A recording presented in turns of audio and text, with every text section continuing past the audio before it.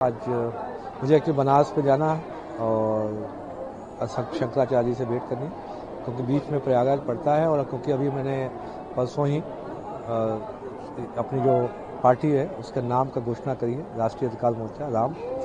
और क्योंकि मैं जब यहाँ पे सिविल सर्विसेज की तैयारी कर रहा था तो मैं इंटरव्यू से पहले भी यहाँ आशीर्वाद लेने आया था 23 जनवरी 2019 को। उसी क्रम में मैंने कहा यहाँ से आशीर्वाद लेते हुए मैं यहाँ से जाऊँ। मैं आज बड़े जो हनुमान जी है, नेटिव हनुमान जी मंदिर है, वहाँ पर आज मैं उनसे आशीर्वाद लेने आया हूँ।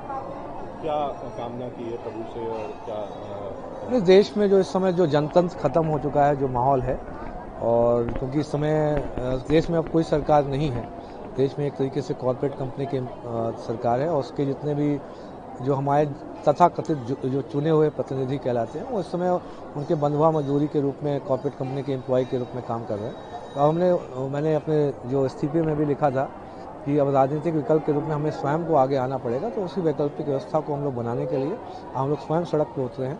और जो इनका कोर वोटर है, जो विदेशी जनता पार्टी के रूप में एक पार्टी स्थापित है, वो कोर वोटर हमारे साथ जुड़ रहा है।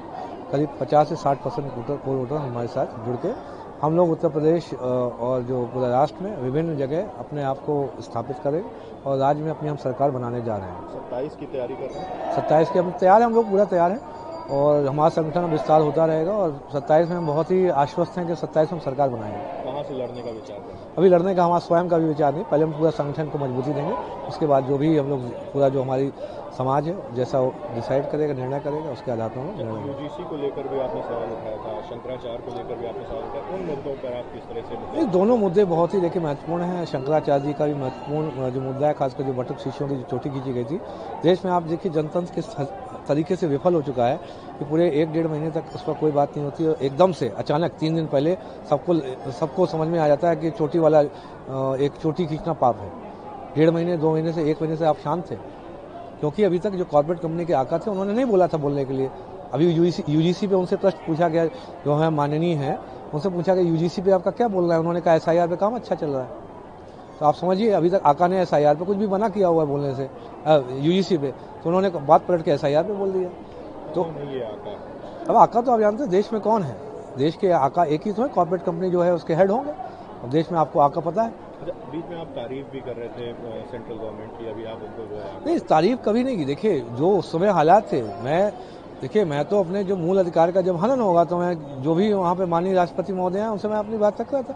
अगर मुझे कोई हाउस अरेस्ट करेगा, मेरे मूल अधिकार का हनन करेगा, तो आज भी मुझे कोई करेगा तो मैं अपने किससे मैं आऊँगा। संवैधानिक व्यवस्था का जो शीर्ष है वो हमारे राष्ट्रपति महोदय होती है। उत्तर प्रदेश की सरकार से भी नाखुश है?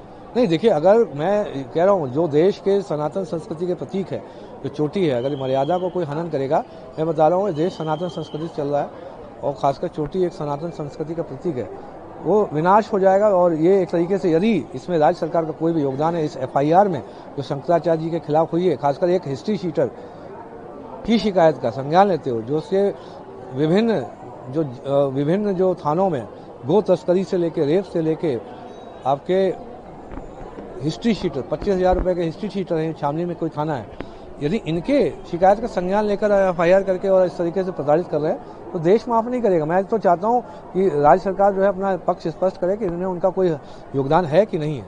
यदि है तो फिर विनाशकाले विपरीत बुद्धि ये वापस नहीं आ पाएंगे। मुख्यमंत्री जी ने स्वयं ही ये कह दिया कि वो शंकराचार्य नहीं है। देखिए दो व्यक्तिगत विचारधाराओं में कोई प्रश्न नहीं कर रहा हूँ, है या नहीं है, ये विषय नहीं है। विषय ये है कि कोई व्यक्ति जो एक हिस्ट्री शीटर है, 25,000 का इनामी बदमाश है, जिस पे गो तस्करी से लेकर विभिन्न जो धाराएं हैं, संगीन धाराओं पे मुकदमे दर्ज हैं देश के जो अपने उत्तर प्रदेश राज्य के विभिन्न जो जिले में विभिन्न थानों में, तो आप ऐसे व्यक्ति पर अगर कोई संज्ञान लेता है, ऐसे व्यक्ति की जो शिकायत को संज्ञान लेकर आप किसी सनातनी संस्कृति के प्रतीक हमारे शंकराचार्य जी हैं, हम मानते हैं, हमें किसी राजनीतिक व्यक्ति से सर्टिफिकेट लेने की जरूरत नहीं है जो शंकराचार्य हैं कि नहीं है, और हमारे लिए शंकराचार्य हैं।